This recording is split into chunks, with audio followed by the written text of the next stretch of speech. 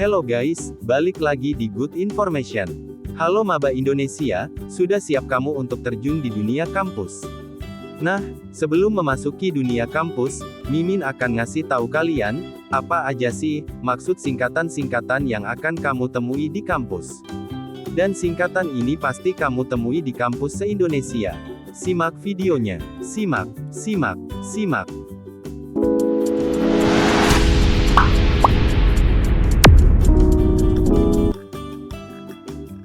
Singkatan yang pertama adalah KTM atau Kartu Tanda Mahasiswa. Gak usah dijelasin lagi pun kamu pasti tahu kalau itu mirip dengan kartu siswa yang kamu terima di SMA.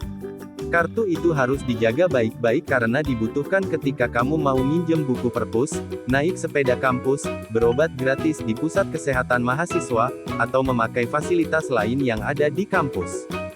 Jika kartu ini hilang, kamu perlu mengurusnya ke fakultas atau mengisi di sistem untuk mencetak kartu ulang. 2. KRS merupakan singkatan Kartu Rencana Studi. Ibarat di restoran, KRS adalah kertas order food yang diberikan pelayan untuk diisi pelanggannya. Nah, kamu harus mengisi KRS dengan mata kuliah yang mau diambil semester itu. Sebelum kampus-kampus menerapkan sistem online, KRS ini merupakan kartu. Bentuknya kayak formulir gitu. Sekarang, hampir tiap kampus udah punya KRS online yang memudahkan mahasiswanya mengatur jadwal studi dari rumah. 3. SKS merupakan singkatan dari Satuan Kredit Semester. SKS adalah bobot pendidikan tiap mata kuliah. Gimana masih bingung? Ya udah, kita ibaratkan aja main game. Pada umumnya, tiap kampus mewajibkan mahasiswa menempuh bobot pendidikan sebesar 144 SKS untuk lulus. Nah kalau di UI, jumlahnya sudah termasuk skripsi. Satu mata kuliah punya bobot SKS berbeda-beda. Ada yang 1, 2, 3, hingga 6 SKS. Kalau total SKS di akhir semester pertama udah 24 SKS, berarti kamu butuh 120 SKS lagi untuk wisuda. Biasanya, mahasiswa cuma dibolehin mengambil maksimal 24 SKS tiap semester biar gak keteteran belajarnya. Nah, gampangnya lagi, SKS itu jam per mata kuliah yang kamu ambil, misal mata kuliah Tata Negara, 2 SKS berarti kamu harus kuliah 2 jam per minggunya pada mata kuliah ini. 4. IP adalah singkatan dari Indeks Prestasi, yang artinya sama aja kayak nilai akhir semester. Di Indonesia, skala IP dari yang paling rendah sampai yang paling tinggi adalah 0 hingga 4. Mahasiswa yang dapat IP 4 di akhir semester udah pasti dapat nilai A di semua mata kuliahnya. Ya, penilaian di universitas tuh pakai huruf E untuk yang paling rendah dan A yang paling tinggi. Kalau mau lulus matkul, biasanya nilai minimal harus di atas C, misalnya C+, B, dan seterusnya. 5. IPK adalah singkatan dari Indeks Prestasi Kumulatif, itu dalam pertandingan sepak bola artinya mirip banget seperti skor agregat. Secara teknis, IPK dihitung berdasarkan rata-rata IP yang didapat mahasiswa tiap semester. Yang udah, IPK tuh gampang turun dan susah banget naiknya. Jadi, pertahankan konsistensi kuliah kalau IPK mau stabil. Jadi nanti jumlah nilai per semesterku akan ditambah dan akan dibagi sesuai semester. Nah akan ketemulah IPK ini, misal lagi, semester 1 dapat nilai 3,5, semester 2, dapat 3,5, semester 3 dapat 3,5, nah itu semua akan ditambahkan dan dibagi 3, ketemulah IPK ini. 6. UKM. Kalau di sekolah, kamu kenalnya ekstrakurikuler. Di kampus, ada yang namanya unit kegiatan mahasiswa UKM.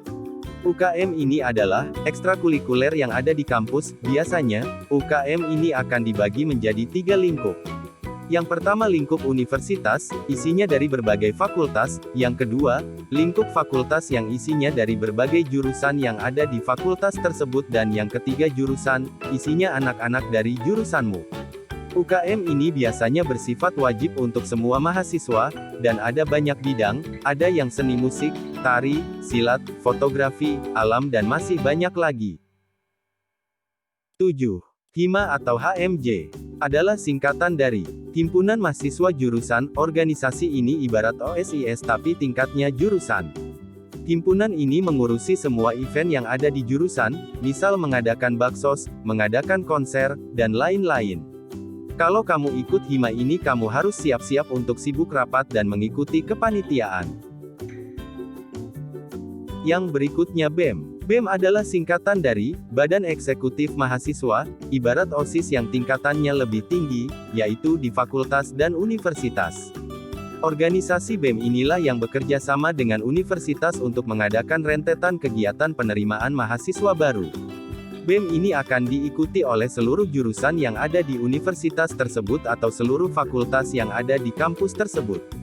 BEM ini biasanya memiliki anggota ratusan orang, jadi nggak heran kalau antar anggota kadang nggak kenal karena saking banyaknya anggota. Berikutnya adalah dekanat. Dekanat merupakan sebuah gedung yang ada di tiap fakultas. Dekanat ini pusatnya data dari berbagai jurusan yang ada di fakultas tersebut. Karyawan dekanat tuh dipimpin seorang dekan. Nah, dekanat ini juga merupakan lembaga yang bekerja sama dengan organisasi mahasiswa untuk bikin berbagai kegiatan. Di dekanat ini kita juga bisa untuk mengurus beasiswa, minta tanda tangan kegiatan, legalisir ijazah atau surat penting lainnya dan masih banyak lagi. Yang terakhir adalah dosen wali. Kalau di sekolah, dosen wali punya tugas mirip wali kelas. Beliaulah yang menjaga mahasiswa perwaliannya supaya gak gak ketinggalan SKS, dan pada akhirnya lulus tepat waktu dengan hasil memuaskan. Ketika memulai semester, kamu butuh persetujuan dosen wali sebelum akhirnya KRS kamu disetujui universitas. Nah, berikut beberapa singkatan yang ada di kampus. Sebenarnya masih banyak singkatan lain yang sangat banyak, tapi Mimin bahas ini dulu ya. Besok akan kita buatkan yang part 2. Oke, terima kasih sudah menonton video ini hingga selesai. Jika kamu suka jangan lupa like, komen dan subscribe. Salam sehat dan sampai jumpa.